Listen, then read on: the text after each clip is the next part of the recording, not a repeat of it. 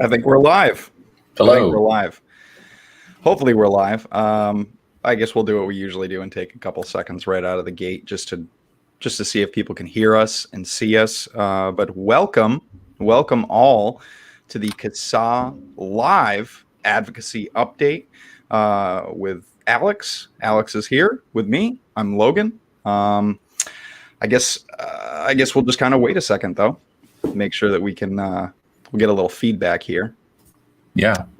How's your day going?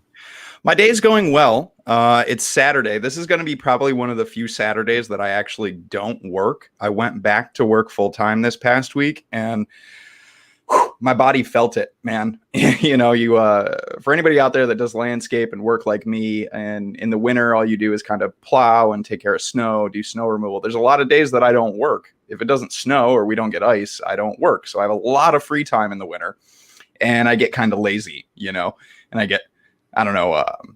just get lazy. So I went back to work this week and we did a lot right out of the gate.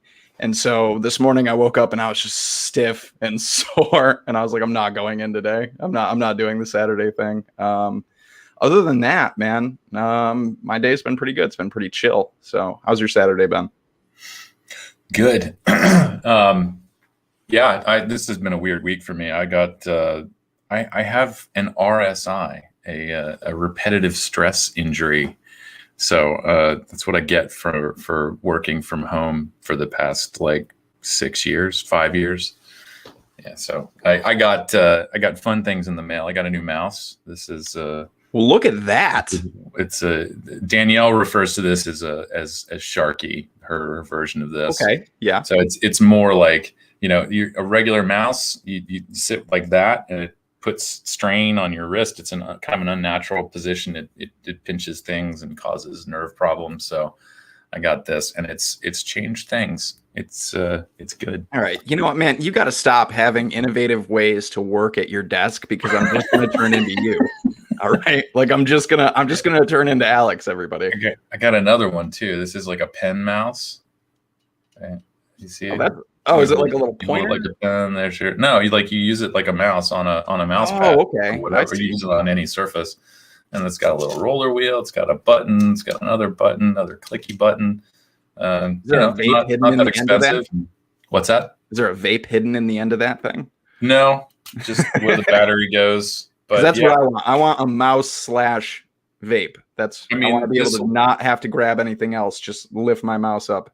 I guess, this isn't really all that popular unless you're in a specialized in like graphic design or art or something like that. And which I guess this would be pretty useful for that. I haven't tried it out to do that.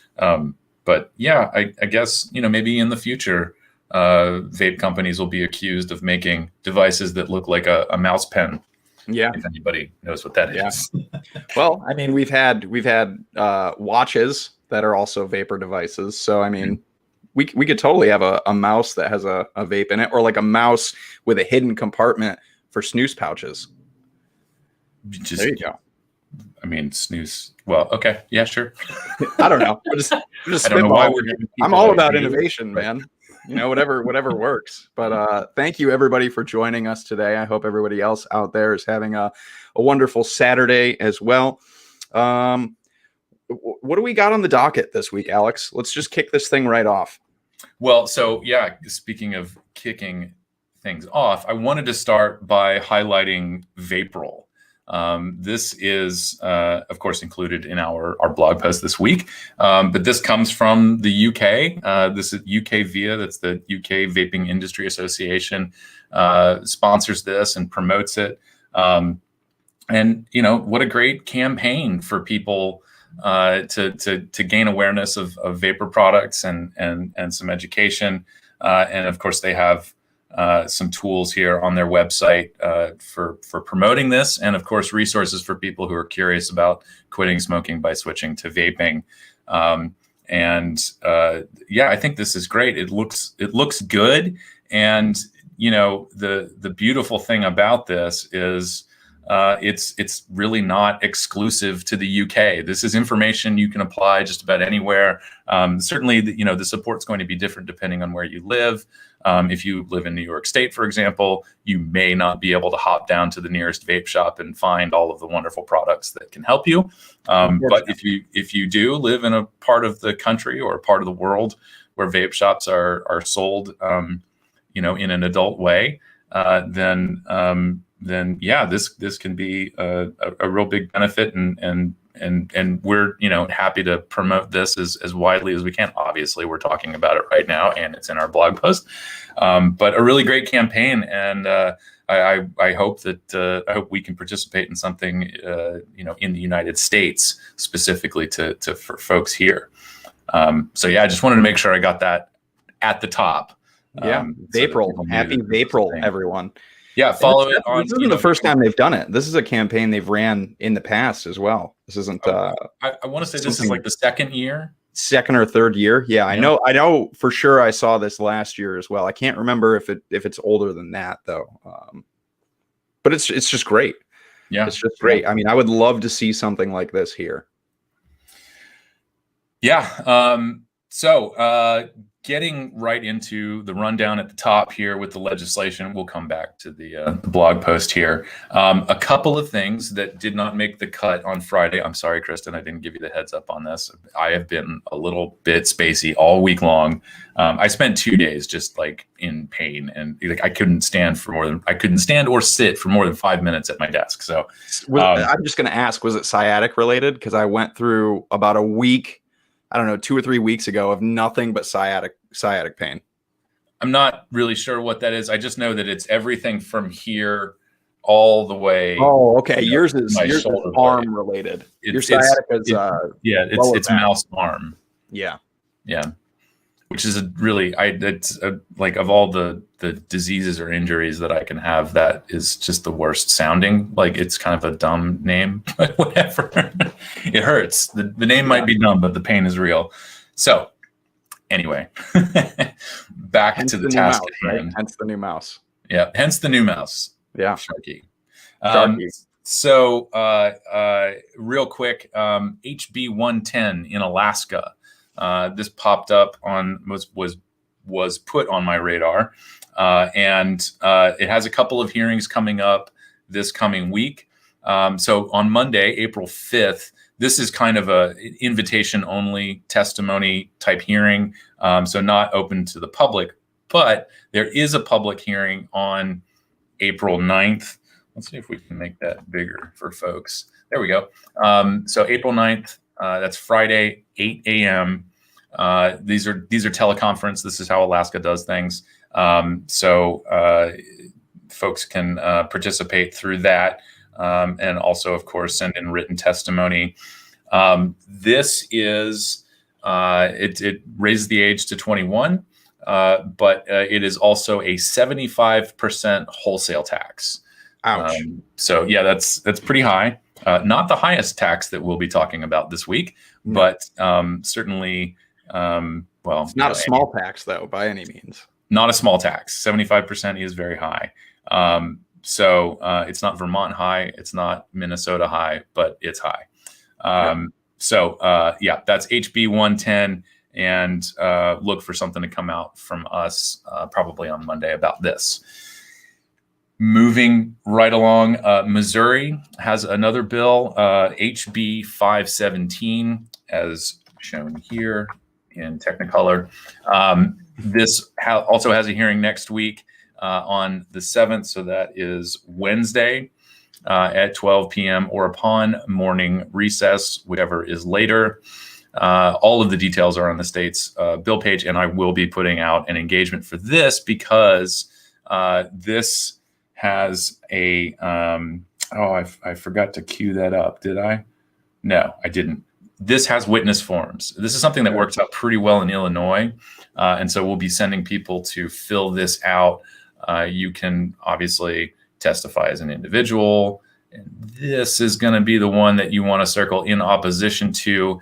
And you can, of course, leave your statement, encourage people to leave their stories about how quitting vaping is important. If you would like to opine on the significance of keeping tobacco regulations at the state level and not allowing municipalities to enact their own regulations. We talked about this, I think, when we talked about Rhode Island. Yeah, we talked about this when we talked about all the preemption stuff. Yeah, but I will last week or the week before. Just for the benefit of folks who this is your first time listening to the podcast, one of the reasons why we prefer state level preemption for tobacco regulations is that oftentimes, city councils are really not equipped to be making these decisions. There are obviously things that municipalities need to decide for their city, for their region, and so on. But when it comes to pretty heavy public health regulation like this, city council members are not really, they don't necessarily always come from the background that they need to make these decisions. They don't have access to the same resources that the state does.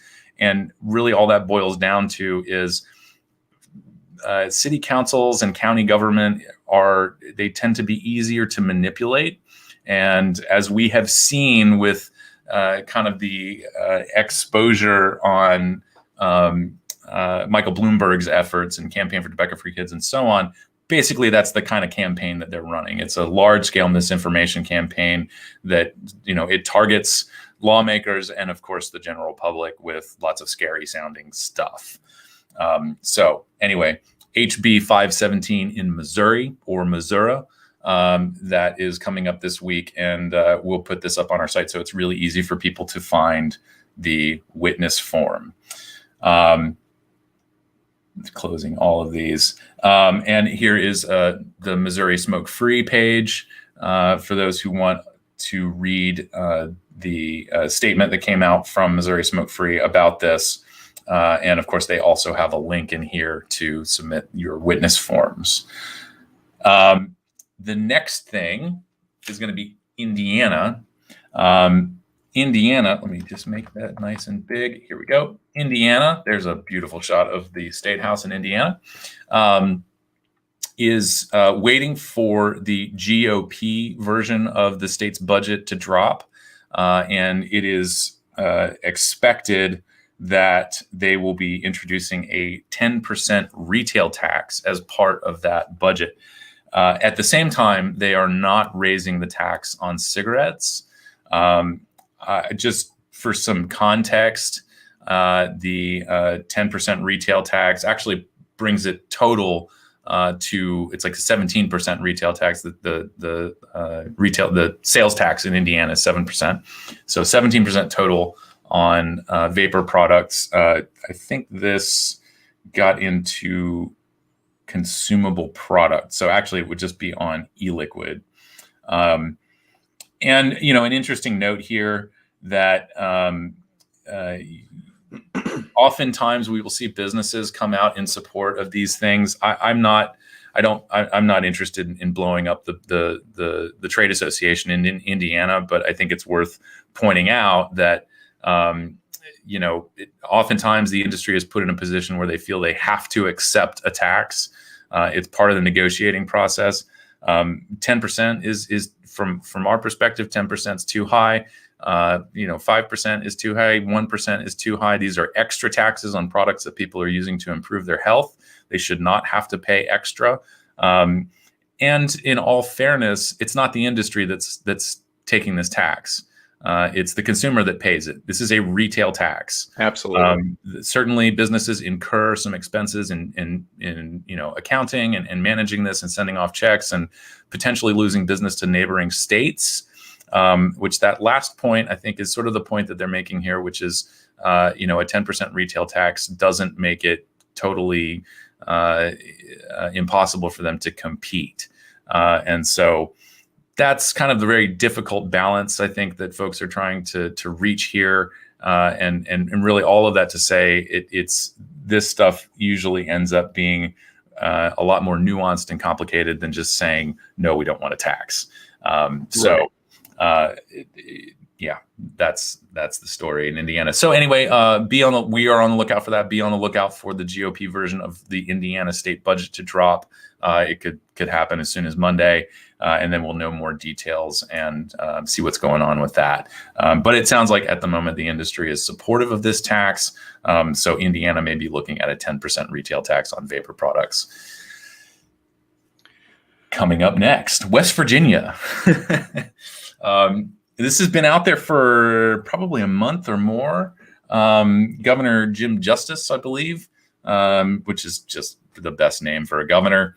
Governor Jim Justice. Yeah, unfortunately, Governor Justice does not have a very good sense of justice or fairness, and is proposing a 75 cent per milliliter tax on e-liquid.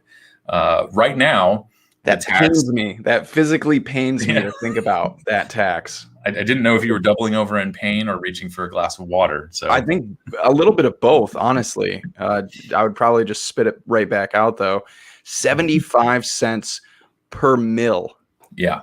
Yeah. So on a 100 milliliter bottle, that is $75. I brought one up for people just to show, because I knew we would talk about this. I'm not going to, sorry for advertising or whatever brands, but this is a 100 mil bottle. This right here, this bottle, 100 mils. That bottle would end up carrying a $75 tax on it, just in tax. How much did you pay for the bottle? That bottle cost me, we'll say roughly maybe 23, 24 bucks total. Total. That's with included tax and everything. So I'm bad. I mean, that's almost I'm bad with the math sometimes. That's almost a 300%. Yeah. Tax, right? Yeah. Something like that. Be, well, 300% would be like a 4 times increase. So like a 200%, I guess, increase, but in just the tax. So yeah, once you add on the cost of the bottle itself after the tax, yeah, it'd be like a 300% increase on the cost. I'm bad at math, and I decided to do it live. I don't know. Me and Danielle had a long conversation about percentage increases and what it means. It's complicated, but yeah, that's it. 100 ml bottle. And I think for a lot of people, I don't know, it depends on how you vape. If you're using a high ohm, low wattage device, 100 ml bottle might last you a significant amount of time. But if you're someone using a low ohm, high wattage device, producing a lot of clouds, thick clouds, that 100 ml bottle might only last you a week or two at best, and you'd be looking at like $100 for that bottle. That's crazy. That's craziness. Yeah. Well, compared to the cost of buying a pack of cigarettes or what it would cost you to smoke every week. Yeah. Some fun facts about West Virginia. West Virginia has one of the highest smoking rates in the country. West Virginia and Kentucky tend to trade places for who has the highest. I think I looked at some of the language from part of the budget, and it's something like a 28% smoking prevalence in West Virginia. Only about 8.2% of West Virginians use smokeless tobacco. So yeah, smoking still huge deal in West Virginia. And now the governor is going to make it very, very unattractive to find safer alternatives. So,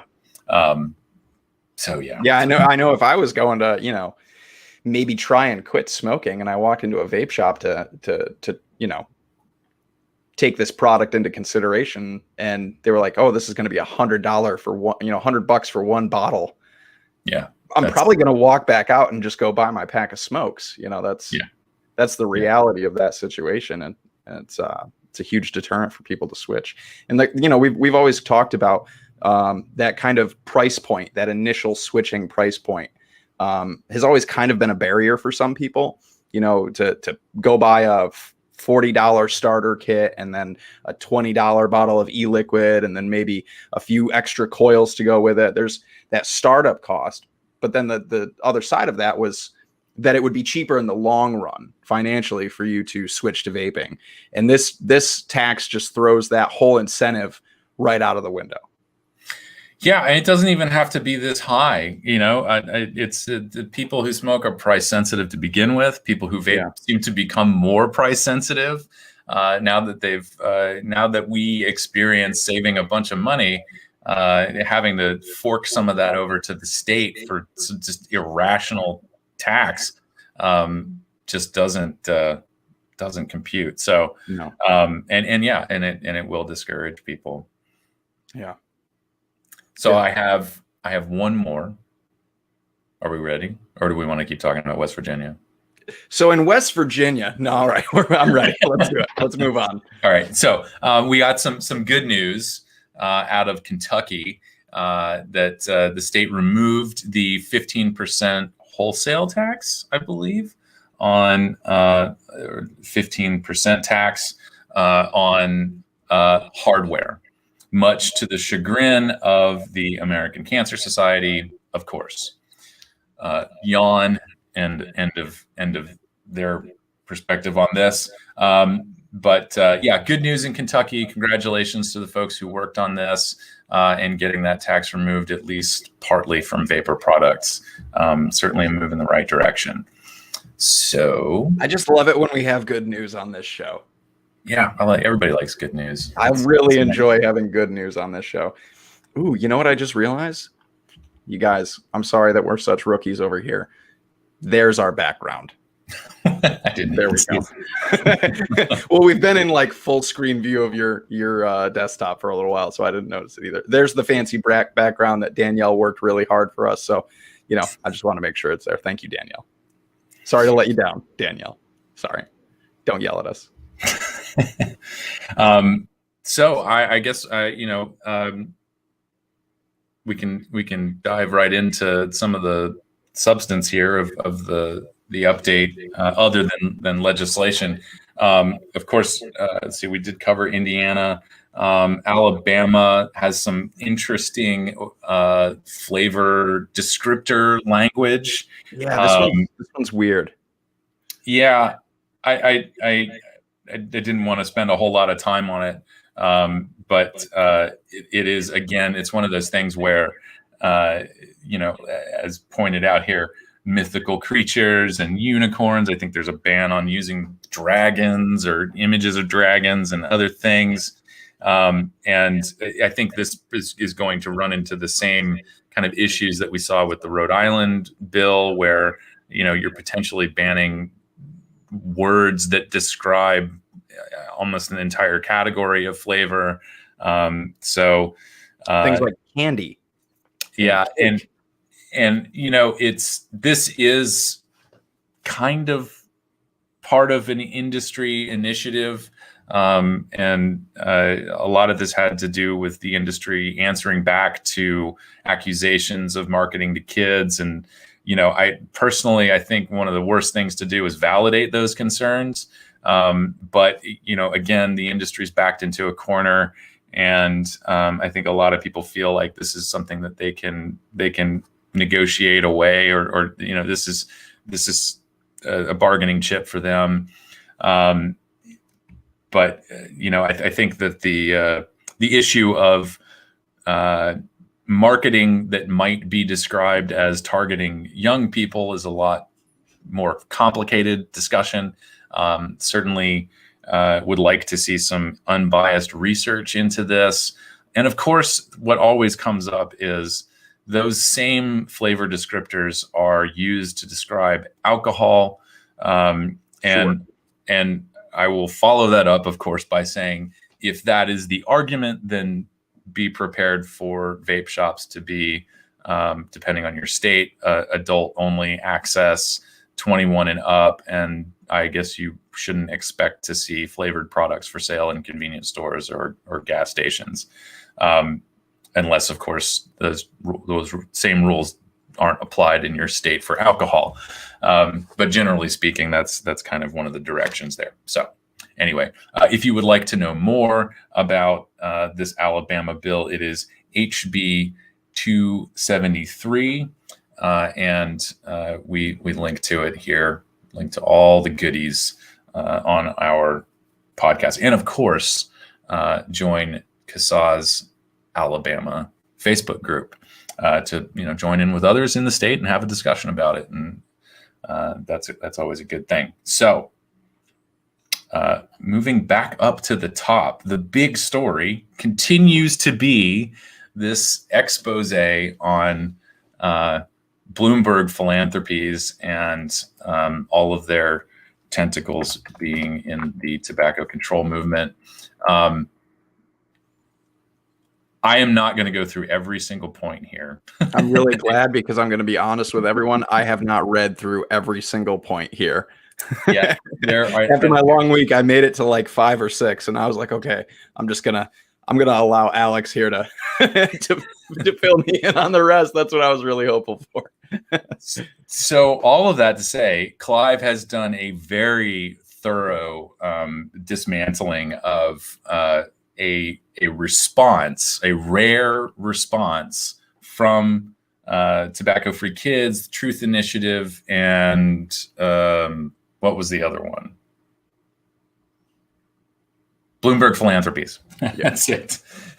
Which is just they're all yeah. I mean, throw Vital Strategies in there, and of course the Union, just tossed salad of anti-nicotine organizations.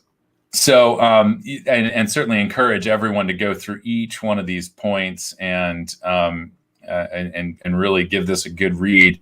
I had so many thoughts about this last night, and I left my notes in a different room.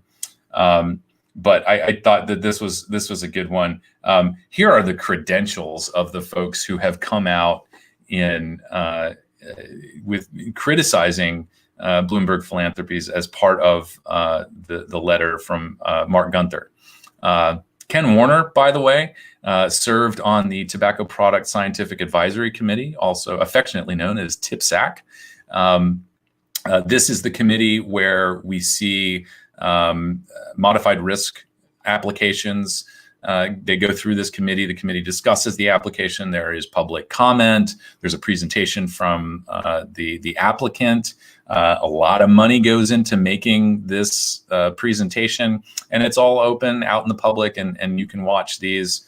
I encourage anybody who's curious about it, go back and watch the MRTP hearings for IQOS and Swedish Match and Camel Snus and Copenhagen. I believe we have participated in just about all of those. And of course, we have Ethan Nadelman coming in from the Drug Policy Alliance, formerly of the Drug Policy Alliance, and bringing with him all of his years of experience in drug policy reform and drug harm reduction, and someone. And these other folks, I just wanted to kind of pick on Ken Warner and Ethan Nadelman because I've had some face-to-face interactions with them and really appreciate it. Also, David Abrams and David Sweener, Cheryl Hilton, I believe spoke at the e-cigarette summit a couple of years ago where I was, and very much appreciated her thoughts as well. So, I mean, this is an all-star cast of people who've been doing this for decades. And so without a doubt, there really is no impugning their credentials. I don't know if that's the right way to say that, but I understand what you're saying. You can't knock them in what they do and what they know in this field. Yeah, it's pretty ridiculous. So, generally speaking, this is kind of almost a statement by statement takedown of their response. And I'm not even going to go back and look at their response because they pretty much put the substance of it in a Twitter thread, which was equally lame. Which is, I think, just them responding is interesting in and of itself because they typically don't. They typically just stonewall all responses or turn on, especially on Twitter, turn their responses off altogether. Because they just don't want to they don't want to have the conversation or they don't want advocates in the threads in their threads having that conversation or disputing things. So I think just the sheer response back from them is interesting in and of itself. Yeah, and the one thing that did I really wish I would have brought my notes with me because I was thinking about this late last night. So, of course, it didn't all sink in, and I had some wonderful things to say about it. And I'm not going to go run away and try to get my notes and leave you here hanging, Logan. That's cool. I mean, I can talk to everybody about West Virginia again for a few minutes while you go. No, I think generally speaking, these folks at the Campaign for Tobacco-Free Kids, the Truth Initiative, and Bloomberg Philanthropies. And we might as well throw in American Heart Association, American Cancer Society, American Lung Association, American Academy of Pediatrics, and then there's just dozens more. Yeah. Really, their response to this very credible criticism from Mark Gunther's article is just more. It's the same talking points. They don't have anything new or really all that legitimate to say. It's the same nonsense just repeated as rebuttal. And again, Clive does an excellent job doing this. I don't want to butcher his work. And so I just highly recommend folks go check this out. Yeah, I'll just apologize for not having my notes in front of me. Come on, man. No.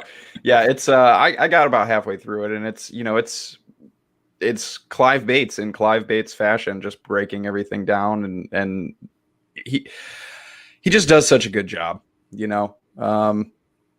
That's it. Thank you, Clive. Like every time he puts something out to refute something, it's well thought out, it's factual, it's professional, it's always worthwhile to check out. Yeah, I will say I did get a little bit of a, now I remember what I was thinking about, and this will tie in that just horrible, the roast that Campaign. Oh God, I've only watched parts of it because it's cringy. I got cringy. I got 8 minutes into it, and I think 5 of that is like the kind of what we do, the waiting for the live stream to fire up. So you wait for people to gather. So I probably got about 3 minutes into it in reality, and it was just way too much. But one of the things that I picked up on in those first 3 minutes was the MC saying something about empowerment. And if you follow me on Twitter, I took my own swipe at this, but I think Clive sort of echoes a very similar observation here, or it's probably the same observation, and it is this targeting the industry as a boogeyman, and giving activists or anybody who wants to be angry about something a pretty clear target to go after, and so it's really weak in this context, as Clive is explaining. It serves as a distraction, and I think it's actually kind of dangerous in the context of what Campaign for Tobacco-Free Kids and Truth Initiative are doing with trying to rally kids against the tobacco companies, because they're selling this as empowerment. I just want to make something really clear to everyone. Empowerment isn't something that someone gives you. Empowerment is something that you take for yourself. I think the only things that anybody could quote unquote give you are tools, it's education, it's access to these things. But empowerment is something that you build for yourself, and it's not based on picking a common enemy. It's about being able to make your own decisions in an informed way.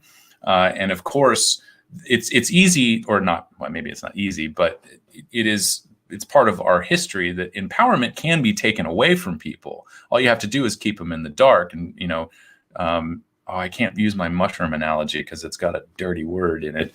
But we're going to save that for after the show because I need to hear it now.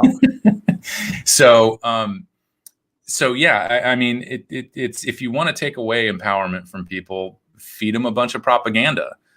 Do what Campaign for Tobacco-Free Kids does. Make people think that formaldehyde is an ingredient in e-liquid, and that will scare them into action. And of course, they can have some camaraderie because they've all got a common enemy. That's not empowerment. So anyway, that's my little editorial on top of Clive's expert response here, expert takedown of their lame response.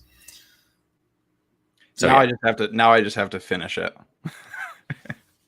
Yeah, I'll finish it tonight, everybody. I'll finish it tonight, I promise. It's definitely worth it. It's definitely worth it. Moving right along. Swiftly along? swiftly along. We got another article from Alex Norcia from Filter Magazine, just bringing this back up again. Why are Congress members demanding that the FDA halt its evaluation of flavored vapes? I will say I am running behind. Like I said, I spent a week dealing with a mouse arm, but I am working on something. I'm not setting a firm date here, but we will likely have an engagement around this issue for people represented by folks that wrote that ridiculous letter. But definitely check out Alex Norcia's article. It's linked in our blog post, giving a little bit more detail and some perspective on the very anti-science letter written by people who claim to believe that science and evidence should inform policy. Yeah, the idea that, the PMTA process, everything that we're going through was pushed, by Congress. Like, this whole process we're in order to, I don't know, we talked about this last week, I guess, a little bit, but the idea that now we're Congress members and anti-tobacco organizations are urging the FDA to stop doing the thing that they were once urged to do. That should just be a red flag in and of itself, Like, oh, this thing we wanted you guys to do and we worked so hard for and we pushed so hard for, don't do it anymore. That should just be a red flag for everybody. Yeah. So I guess the last couple of things that we have on the list here are some research. I did pick up on one note from this CDC study report, whatever, about how many people are smoking, and all I picked up on here was that workers in the accommodation and food service industry have the highest smoking rates. Sure. I could have told you that for a lot cheaper. Yeah. Yeah. But I can't tell you how many people I knew, because I spent years working in restaurants as an assistant kitchen manager and as a line cook, as a prep cook. I can't tell you how many people I knew, that smoked. Almost everybody I knew in the back house of every restaurant I worked in smoked. But how many people I knew started smoking because of work in that industry. So, yeah, there's a lot of people that smoke who work in food service. Absolutely. Yeah. So I think what the conclusion here is that tobacco cessation programs need to be part of workplace culture and so on. Of course, this is also including quitting vaping, which brings us conveniently to the next thing that we're going to talk about. What a segue, Alex. It just happened that way. I love it when it works out. So as some of the folks who listen to this regularly, and of course some of us have picked up on, we've seen a new bit of research claiming that 60% of U.S. adults want to quit vaping, and we were having a bit of discussion in the pre-show that this is potentially very similar to what we see in similar research on cigarettes and generally on tobacco. And the number that is thrown out there is that 70% of people want to quit smoking. And one of the explanations that I don't know is thoroughly explored is the fact that we're told, some of us for our entire lives, to quit smoking. Smoking is bad. Smoking is harming the people around you. You're a bad person for smoking. And so it's almost a no-brainer that a majority of people will say that they want to quit smoking. I was in that 30% for a long time where I didn't really care and just I loved smoking, so I didn't really It's want to such a quit. weird thing to talk about, I think, a lot of times for people in this community, but I loved smoking. I Mhm. absolutely love smoking. It was smoking that didn't love me back. That was the issue. It was a one-sided relationship that I had with smoking. Um, but yeah, I mean, I for a long time I was definitely not somebody that wanted to quit. I was somebody that felt like I had to, and nowhere along the way did I ever really have this like on a personal level, I want to quit smoking. And if you're someone out there who does want to quit smoking, that's completely fine. I wasn't somebody that wanted to quit smoking. I needed to quit smoking. So it was a little bit different there. But Yeah, and I think that the pressure campaigns and so on, I think explains part of that. But certainly, yes, there are people who know that they have to quit smoking, and that factors into it as well. But this study concluded that 60% of people want to quit vaping, and that strategies to help people quit vaping need to be developed. Which, if you've been, I think if you've been doing this for 30 minutes or more, then the first thing that pops into most of our minds is, well, that nicotine cessation program is built into the products. yeah, It just by having the range of nicotine strengths and e-liquids, you can step down. yeah, And sure. a lot of people do. They'll get all the way down to zero, and a lot of folks continue to vape 0 milligram because they like the flavor, or there's just nothing else that really replaces that inhale and exhale of visible something. There is a sensation in our lungs that we enjoy, and it really, I don't know, it checks a lot of boxes for people, and even if there's no nicotine, people really enjoy it. So, but really, the point of that is that it's not beyond the realm of possibilities, and it's not beyond, I think, the average person's imagination that smoke-free products can be used as, if it's your goal, a nicotine cessation strategy. Yeah. And the other thing that I pointed out on Twitter to, I believe, one of the study authors is that, and haven't gotten a response from them yet, is this idea that we actually do kind of need a therapeutic vapor product, the pharma vape, if you will. And people who've been following this issue for a while know of the existence of a product that I'm not going to name, but is maybe, or is sort of partially backed by Michael Bloomberg and some other folks. And remarkably, it looks like a pharmaceutical version of a Juul, not down to the finest detail, but certainly the form factor is very similar. And one of the reasons why we're supportive of having a pharmaceutical or a therapeutic vapor product is there are plenty of people who are waiting for exactly that. They are waiting for a product that is handed to them by a pharmacist. They're not now. They may never have confidence in an industry that has been, unfortunately, so closely linked to the tobacco companies, and they just need someone they view as credible handing them the device.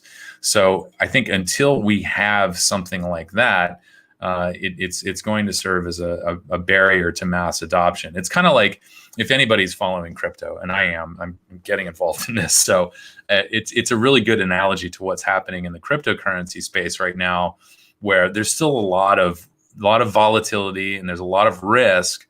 But as it gains popularity and people understand what's going on more, institutional investors are getting in, and that kind of it brings the volatility down. It makes it more attractive for folks who have been skeptical or even frightened by this technology.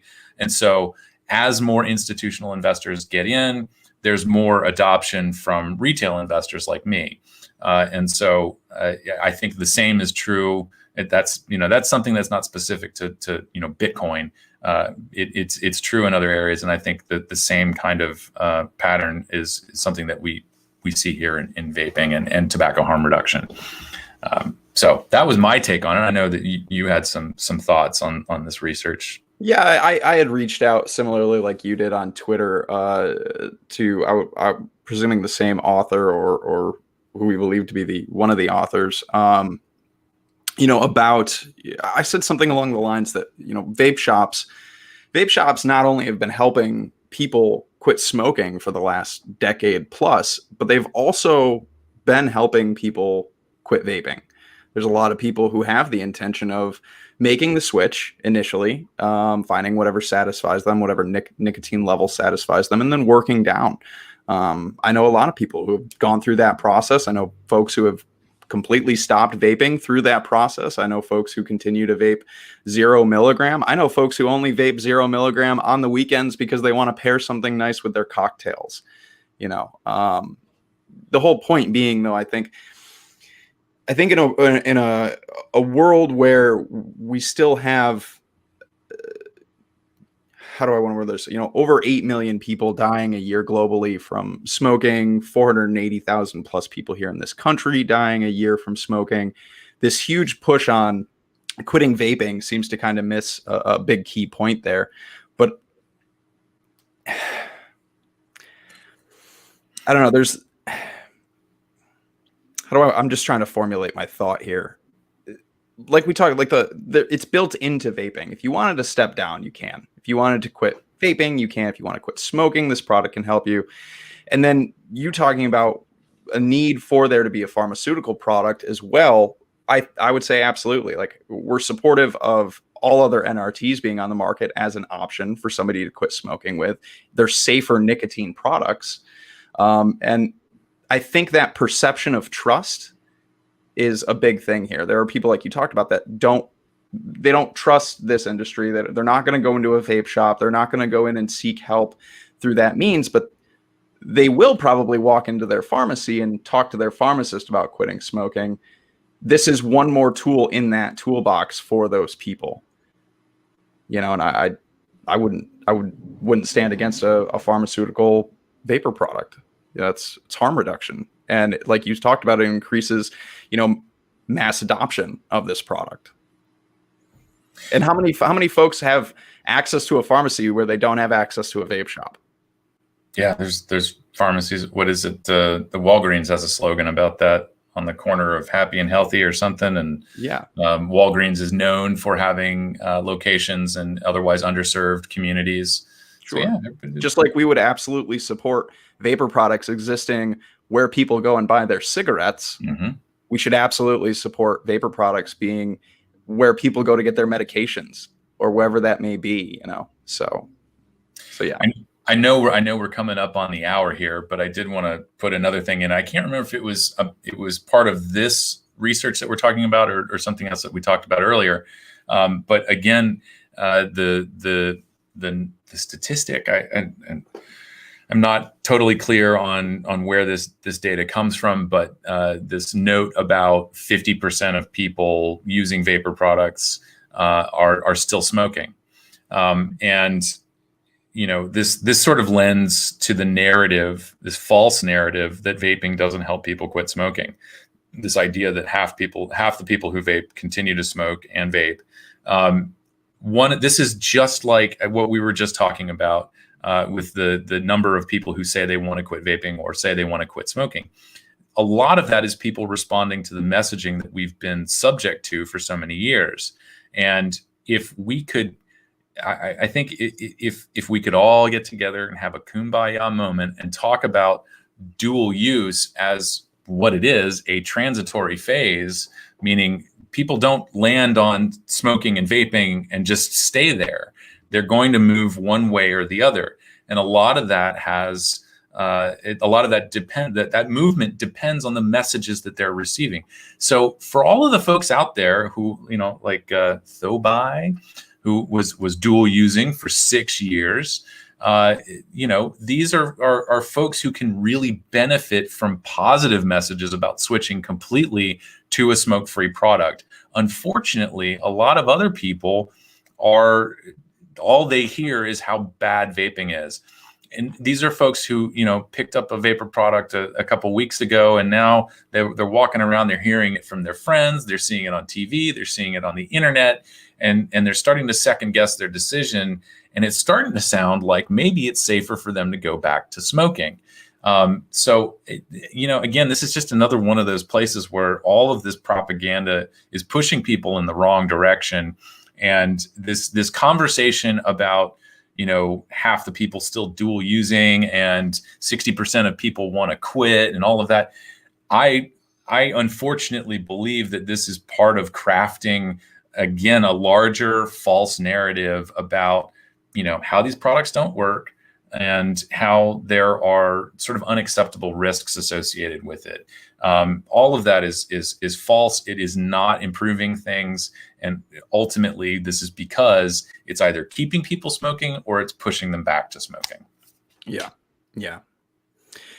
And there's the thing with dual use is, it doesn't acknowledge people's individuality in their quitting process. Some people take a long time. There was a comment here in chat that I pulled up really quick from Though By. He said, I was dual using for 6 years, now 3 years exclusively vaping. That's whatever that takes, whether that's 6 years. For me, it took 6 days. But everyone's, I guess, quit journey, whatever that looks like, is different for everyone, just as everyone's drug recovery journey is different for everyone. That process, any positive change is a good thing. If you've started to cut down 1, 2, 3 cigarettes a week by using a vapor product, that's a good thing. And don't ever let anybody tell you otherwise. That's a good thing. And this painting of dual use as this bad thing, not acknowledging that transitory period, like you said, that transition from one thing to another. Most people, I would assume, and I don't want to quote that, but I would assume most people don't make that immediate switch. Maybe I'm wrong. Maybe more people than I assume make that immediate switch, but I feel pretty confident in saying most people have that transition period where they are dual using. Maybe you're cutting down little by little, or maybe 1 week you don't vape and you've just smoked that week, and then the next week you make another effort at it. Whatever that takes, it looks different for everybody, and it's definitely not something to be discounted or, counted as this product doesn't work or whatever nonsense goes along with that, because we know otherwise. Yeah, and I recorded a podcast at the end of the week, and it's coming out later in the month. I will make sure to let everybody know. But one of the questions was sort of specific to this, and whether or not people could actually use these products as smoking cessation. And I think my response was, the same kind of guidance or advice that NRT manufacturers are allowed to provide to their customers is applicable to vapor products. And this advice was updated, I think, in 2012, 2013. And it said, if you've ever bought a box of nicotine gum, it tells you in the instructions to pick a quit date, stop smoking, and start using the gum. That doesn't work for a lot of people. And it didn't work for me. It kept me away from trying nicotine gum for many years because there's a lot of pressure on that quit date. I've got to be ready for it. And I hope this nicotine gum stuff works because I haven't really been able to try it according to the directions on the box. That advice changed to say, instead of picking a quit date, pick a start date and start replacing your first cigarette of the day with a piece of gum. And that was what was successful for me for a while. I got up to a point where I was going 13 hours smoke-free. And I eventually got to a point where I went an entire weekend going smoke-free. But, life on life's terms, things happen. And sure. I actually got dumped by somebody and ended up going back to smoking.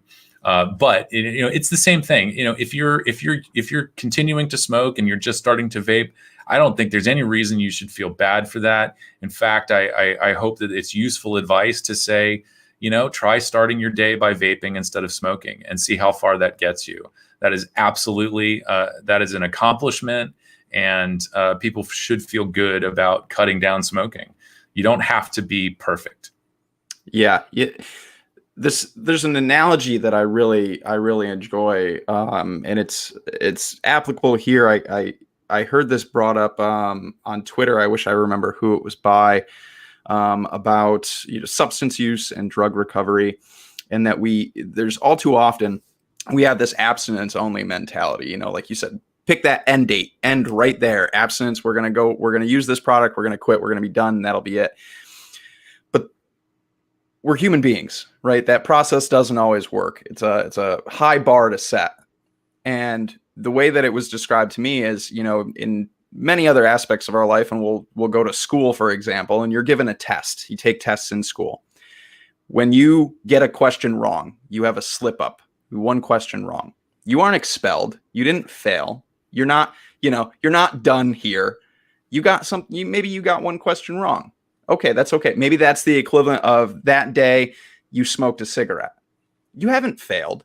You're still well on your way. This is part of your journey. You're not done here. It's okay. It's okay. Those slips along the way, or whatever you want to call them, it's not a bad thing. It's just part of your process, and it's something you shouldn't feel bad about. You're not a failure for that. Whatever that looks like, your journey, like we talked about, is different for everyone. So if you're like our friend here in chat, who it took 6 years of dual use before he was finally able to, or she was finally able to switch completely. Great. They switched completely. That's the end goal, right? That was their end goal, and they made it there. So that journey along the way shouldn't be harshly judged, or no one should feel bad about that. If you're making that effort, any positive change is a good thing, even if it's one less cigarette that day and maybe one less cigarette next week. Yeah, just to echo the comment from Mogly Vapes. Yes, every cigarette not smoked is a win. Yeah, absolutely. Yeah, I think the whole idea of dual use is really misunderstood, and I think that comes from people who don't smoke and don't vape and don't necessarily understand, don't have firsthand experience with that process, or what that looks or feels like for different people. I will just add an addendum to that comment and say, I don't think at the very top in the halls of academia and science, I don't think that dual use is misunderstood. I think in the public, it is misunderstood because the folks running the campaigns that serve as the filter through which the science comes to us have portrayed it that way. So yeah, that was a much better a lot of malfeasance going on here, I think. Yeah. Awesome. That's what I've got on that. Anyways, yeah. that's what I've got on the whole thing. So, that kind of brings us to the end here, other than to, I think, remind people there are a couple of really good videos continuing in the exposing the Bloomberg Philanthropies stuff. This comes from Regulator Watch at regwatch.com. Something like that. Watch.com. Yeah. I can't remember if it's .com or .org, but definitely worth checking these out. We've got Samrat Chowdhury from INCO in here. I think Michelle Minton is on another one, and both really, really informative pieces to check out. And if you haven't seen it yet, you can check it out on our blog at CASA.org, CASAA.org.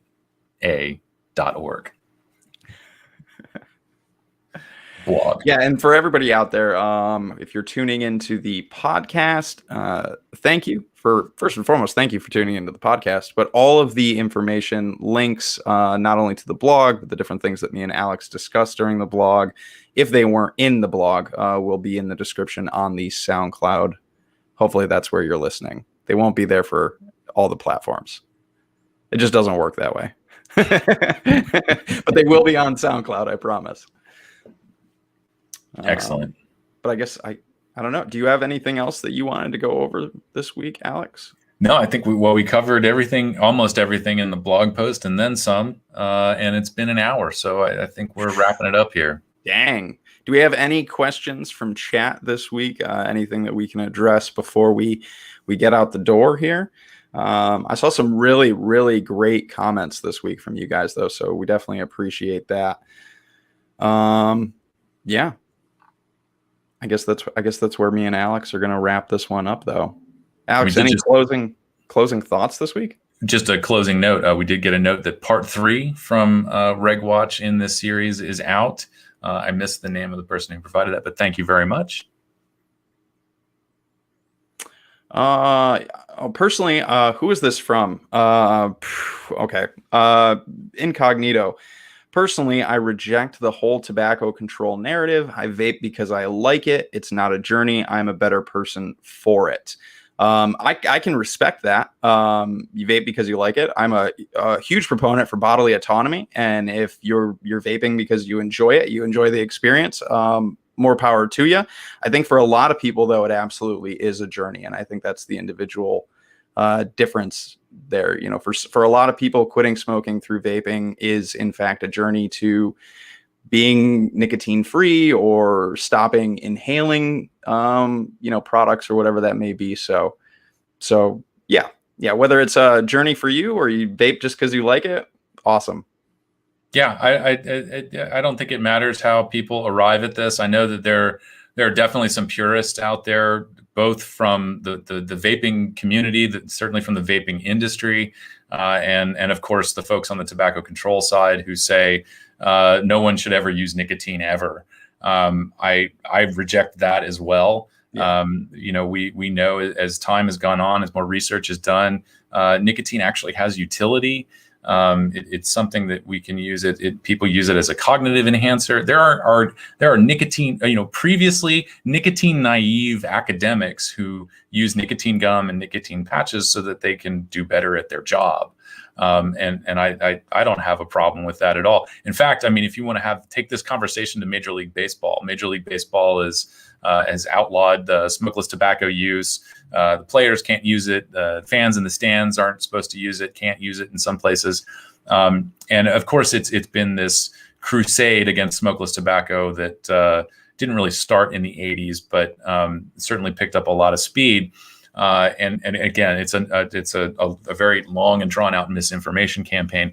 I say, if you want to get tobacco out of Major League Baseball, go after it as a performance enhancing drug, but not as something that's, the source of an undue amount of risk. There are a lot of other risk behaviors that baseball players are engaged in that could lead to them developing oral cancer. And using Swedish snus is not likely to be one of them. The probability of that happening is actually remarkably low. That would be a great campaign compared to what we think we know about it. Sorry, what was that? Great campaign. See, encouraging maybe Major League Baseball players to check out snus. I think that would be awesome. Well, yeah, but they're not allowed to use tobacco products. Yeah, so. Yeah. Well. One of these days. Maybe one of these days. Mr. Miller in chat, he says, yeah, quick question. Why isn't there 500 people watching? Well, my answer to that is because we need more people to share it around. So that's everybody's homework for next week, is to please, when we put out the tweets, letting everybody know when the show is going on. It is the same time every Saturday, 4:30 p.m. Eastern.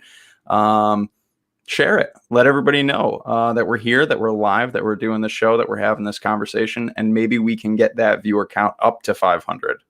There we go. Yeah, it's also, I mean, it's the middle of the day on Saturday, or it's Saturday evening. So we started doing this live, one, because of I think the convenience of the platform that we're using, and also to make sure that we have something interesting to post on YouTube. But it's also, it's a bonus for the folks who show up and want to participate in this. And we appreciate everybody's questions and feedback.